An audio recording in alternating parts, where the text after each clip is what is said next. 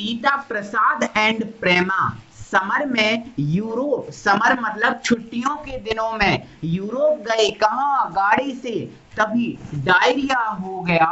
अरे भाई ये तो गलत बात है, डायरिया हो गया। अरे तुम बाइबी, बाइबी एक टैबलेट होती है, बाइबी लो भाई, डायरिया हो गया ना तो बाइबी लो, है ना। तो मेरे भाई ये ट्रिक के माध्यम से हम पूरा एप ब्लॉक खत्म करने वाले हैं, है ना, बड़े मस्त तरीके से, ठीक है।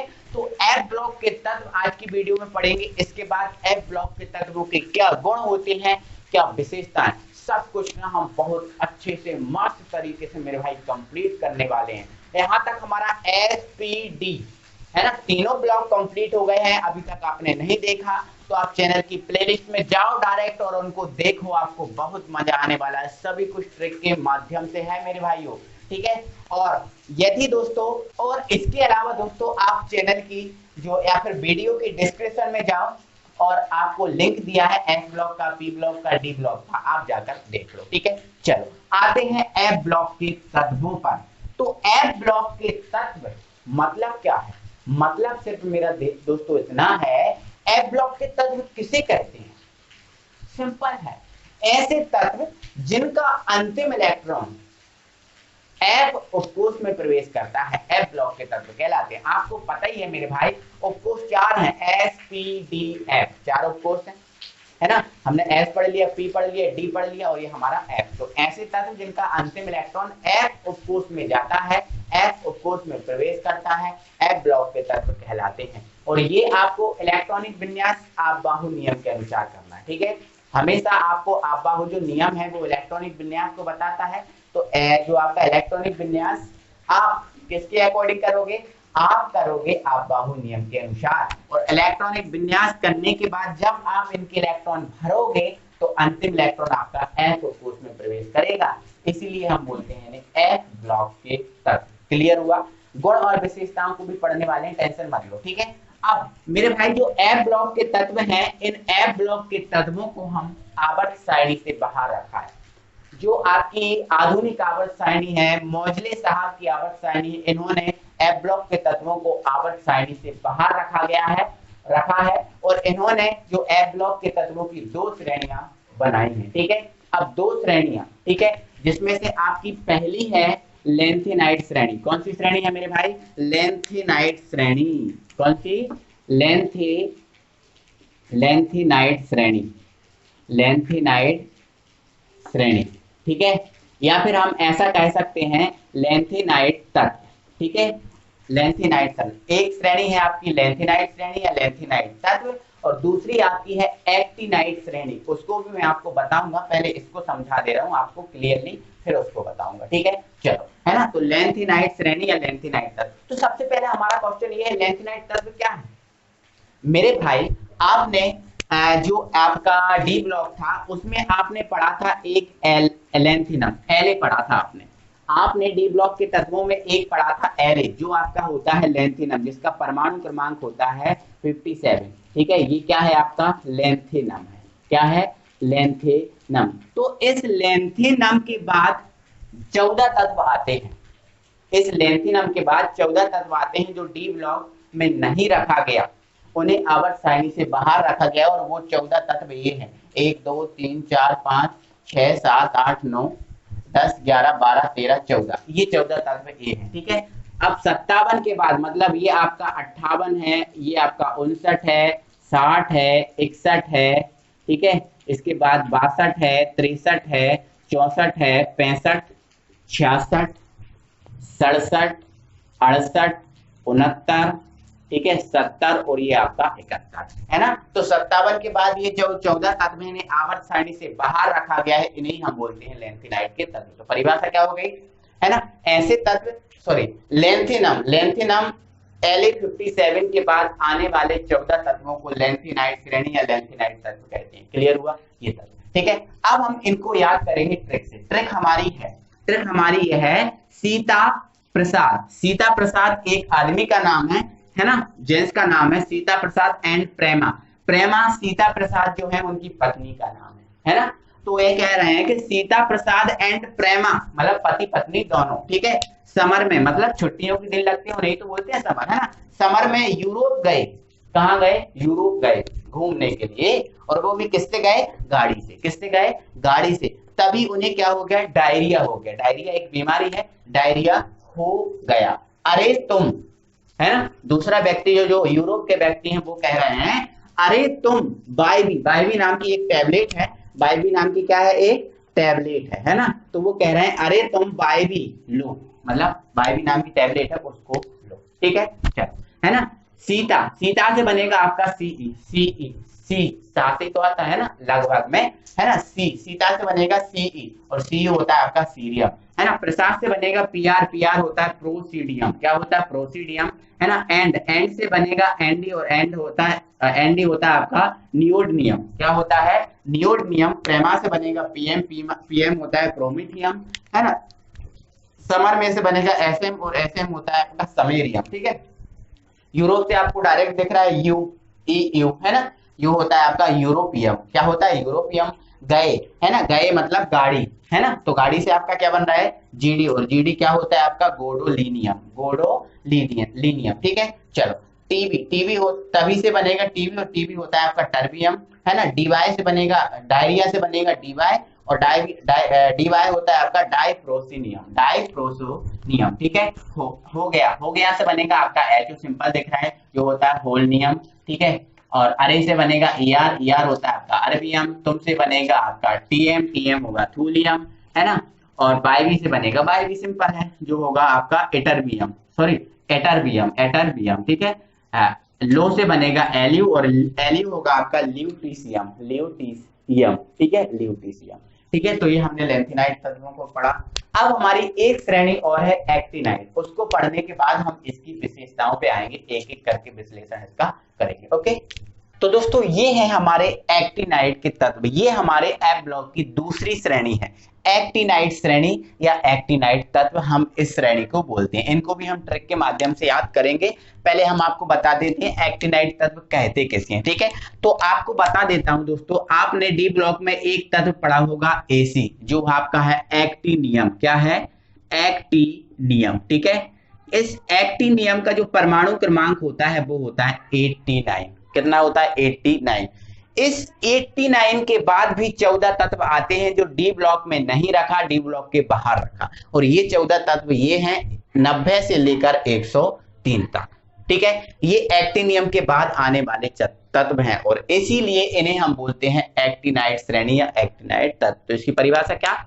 एक्टिनियम के बाद आने वाले 14 तत्वों को एक्टिनाइट तत्व या एक्टिनाइट श्रेणी कहते हैं। क्लियर हुआ? चलो ठीक है, अब इनको हम याद रखते हैं ट्रिक के माध्यम से। देखो ट्रिक हमारी ये है, थोड़ा पाव और न पाव, मतलब सॉरी यहाँ पर पाव है, क्या है? पाव। थोड़ा पाव और न पाव, मतलब इसका कहने का मतलब ये है कि थोड़ा जो पाव होता है ना, आधा पाव चलते थे पहले, अभी अब आधा किलो, है ना, 250 ग्राम, है ना, 1 किलो, ये बोलने लगे। पहले पाव चलता था, ठीक है, लगभग जो 250 ग्राम का होता था लगभग। ठीक है, तो थोड़ा पाव और न पाव, मतलब कह रहा है थोड़ा पाव और कम करो, थोड़ा पाव और कम करो, है ना। क्यों कम करो? क्योंकि जो पुराने आम है ना वो कम बिके, पुराने आम थे, महंगे बेच रहे थे तो कम बिक रहे हैं, इसलिए कह रहे हैं थोड़ा पाव ना और कम करो, न पाव मतलब कम करो। ठीक है, चलो, है ना, तो थोड़ा पाव और न पाव, पुराने आम कम बिके, पुराने आम कम बिके। ठीक है, अब यहां पर है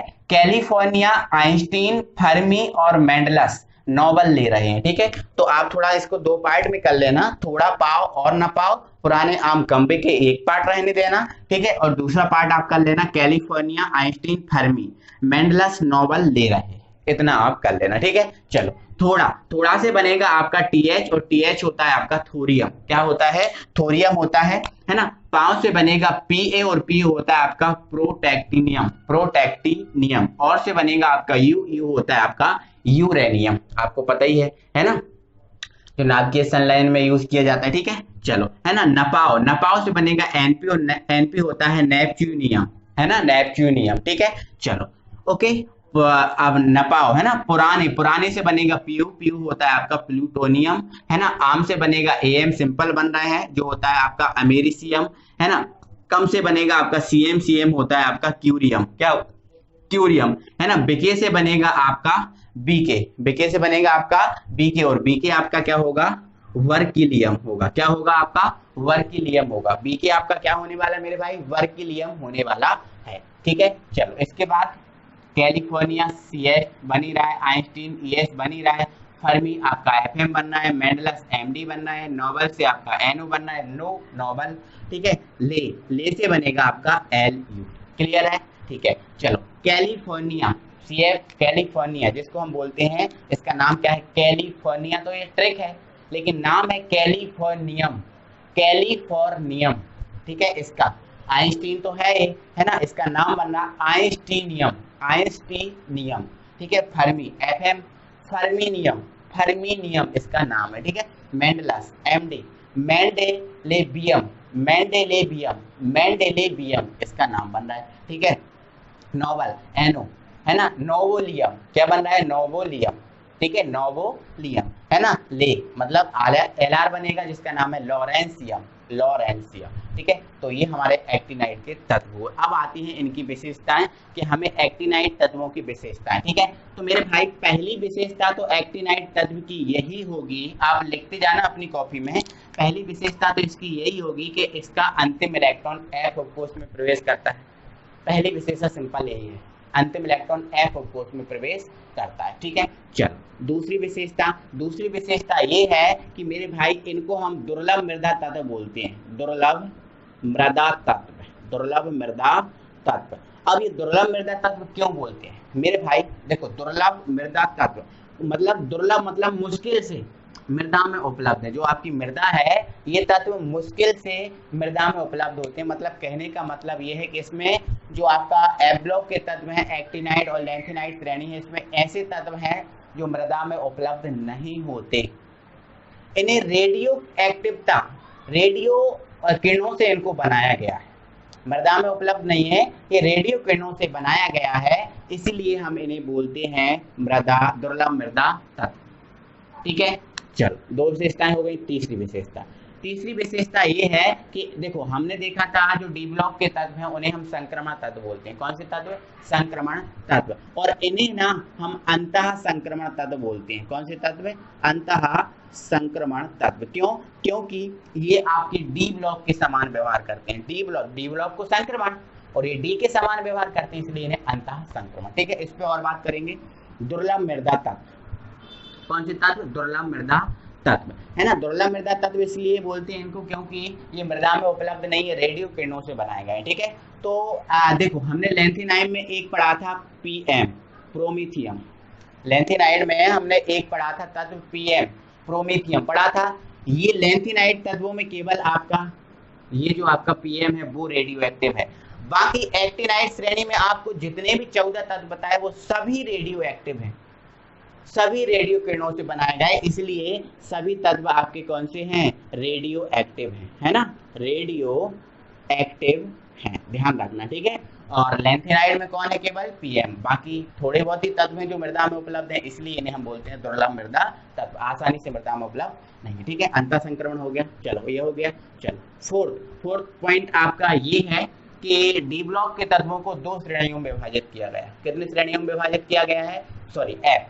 तो आप क्या लिखोगे? एफ ब्लॉक के तत्वों को दो श्रेणियों में विभाजित किया गया है। ठीक है, इसका सब पॉइंट कर लेना ए और उसमें लिख देना कौन सी श्रेणी? लैंथेनाइड श्रेणी, लैंथेनाइड श्रेणी। ठीक है, और दूसरी आप सब पॉइंट कर देना बी और आपका दूसरा हो जाएगा एक्टिनाइड श्रेणी। ठीक है, तो ये दो श्रेणी आप बता देना। अब लैंथेनाइड एक्टिनाइड श्रेणी क्या है मैंने आपको समझा दिया, कोई दिक्कत नहीं है। पांचवा पॉइंट ये है कि जैसे मान के चलो आपने देखा था डी ब्लॉक के तत्व परिवर्ती संयोजकता प्रदर्शित करते हैं, उसी प्रकार आपके जो एफ ब्लॉक के तत्व हैं वो भी परिवर्ती संयोजकता प्रदर्शित करते हैं। ठीक है, तो पांचवा पॉइंट लिखोगे, यह तत्व परिवर्ती संयोजकता प्रदर्शित करते हैं। ये तत्व परिवर्ती संयोजकता प्रदर्शित करते हैं। ठीक है, 5 पॉइंट हमारे क्लियर। छठवा पॉइंट है कि देखो, सबसे पहले तो आप सुन लो कि ये जो आपके एफ ब्लॉक के तत्व हैं इनमें सभी धातु तत्व हैं, सभी धातु हैं, सभी धात्विक तत्व हैं। लेकिन आपको याद ये रखना है कि एफ ब्लॉक के तत्व धातु तो हैं, लेकिन जो भारी धातुओं में गिने जाते हैं, भारी धातुएं होती हैं उनमें काउंट किए जाते हैं। ठीक है, चलो ठीक है, तो ध्यान रखना कि एफ ब्लॉक के सभी तत्व भारी धातु हैं। ठीक है, एफ ब्लॉक के सभी तत्व भारी धातु हैं, भारी धातु। ठीक है, भारी धातु का मतलब तो समझते हो ना मेरे भाई? नहीं समझते? जैसे आप देखो 100 ग्राम आप फॉर्म ले लो तो आपको बहुत बड़ा दिखेगा, 100 ग्राम आप फॉर्म ले लो बहुत बड़ा दिखेगा, लेकिन आप 100 ग्राम लोहा ले लो तो आप बहुत छोटा दिखेगा। छोटा क्यों है और वो बड़ा क्यों है? क्योंकि वो हल्का है और जो आपका आयरन है ये भारी है ना? बस इतना डिफरेंस है और कुछ नहीं है। ठीक है, जैसे आपने लिथियम देखा, लिथियम जो है वो हल्का है, जो हल्की धातु है, कोई भारी धातु नहीं है, इसलिए आप 100 ग्राम लिथियम लोगे आपको ज्यादा बड़ा लिथियम दिखेगा, आकार में बड़ा दिखेगा, लेकिन भार में कितना है? 100 ग्राम। उसी प्रकार आप आयरन ले लो या फिर आप इनमें से कोई भी यूरेनियम ले लो 100 ग्राम, तो यूरेनियम 100 ग्राम लोगे ये छोटा सा दिखेगा, है ना? क्योंकि ये भारी है तो कम वजन, ज्यादा वजन में भी छोटा दिखेगा, लेकिन जो आपका लिथियम है वो 100 ग्राम वजन में ही ज्यादा बड़ा दिखेगा। ठीक है, क्लियर है? तो ये ना मेरे भाई इसके कुछ आपका एफ ब्लॉक का तत्व है और उसकी कुछ विशेषताएं हुई। एक विशेषता और है कि जो एफ ब्लॉक का तत्व है इसके जो अंतिम इलेक्ट्रॉनिक विन्यास, देखो आपको पता है मेरे भाई एफ में कितने इलेक्ट्रॉन आते हैं? 14। कितने? 14। तो एफ 1 से कितना? 14, 1 से 14। लेकिन जो आपका एफ है वो अंतिम से 2 पहले भराता है, अंतिम कक्षा से 2 पहले भराता है। जैसे किसी परमाणु की अंतिम कक्षा 5वीं है, किसी परमाणु की अंतिम कक्षा 5वीं है, तो जो एफ है वो भराएगा 2 पहले, मतलब तीसरे नंबर पे भराएगा। ठीक है, तो इसका जो अंतिम इलेक्ट्रॉनिक विन्यास है वो आपका n-2 एफ 1 से 14 n-1, और आपको डी तो पता ही है, डी का अंतिम इलेक्ट्रॉनिक विन्यास क्या होता है? n-1 डी 1 से 10, यही होता है ना? ठीक है, तो पहले तो ये भर जाएगा, फिर n-1 डी 1 से 10, और फिर इसके बाद आपका भर आता है ns 1 से 2। ये इसका अंतिम इलेक्ट्रॉनिक विन्यास है, ये भी ना आप नोट करके रखना। ठीक है, ये चीज मैं अलग से आपको वीडियो बना के समझाऊंगा अंतिम इलेक्ट्रॉनिक विन्यास के बारे में। ठीक है, तो ये टोटल विशेषता हुई, आपका एफ ब्लॉक का तत्व पूरा फिनिश हुआ, कोई प्रॉब्लम नहीं। ठीक है, तो आई होप कि आपको समझ में आया होगा, मजा आया होगा। तो दिल से आप वीडियो को लाइक कीजिए, शेयर कीजिए अपने फ्रेंड सर्कल में। अगली वीडियो में फिर आपसे मिलेंगे, तब तक के लिए थैंक यू वेरी मच।